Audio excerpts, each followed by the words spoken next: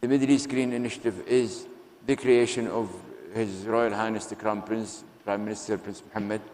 He feels so extremely passionate about it.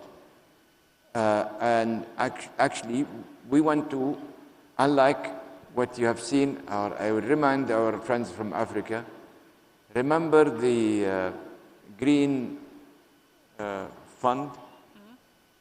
I mean, still the jury is still about $100 billion, where some people claim that $83 billion of it was spent, while a lot of people argue that it's only 22 billion over the last, I don't know, God knows, 15 years.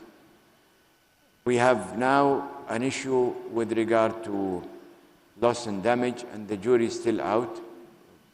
Again, there is talk of a fund that may emerge, but that emergency of that fund may be created within the context of the World Bank, where they will use the so-called fifth three, which is, by the way, 17% of the money, if it's collected and voluntary, will be consumed by the World Bank for administrative costs and what have you.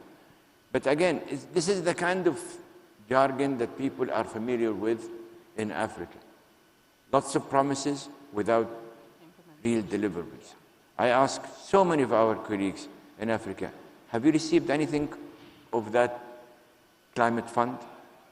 I have yet to see somebody who say, I felt it, or I saw it, or I saw, more important, the impact of it.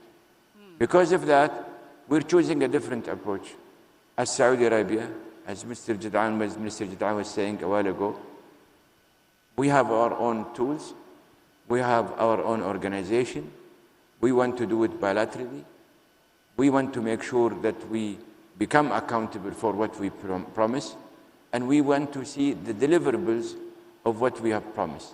Right. There is nothing much better than doing it directly instead of going through the illusions of these so-called international efforts that really go down the drain without people having it, touching it, feeling it.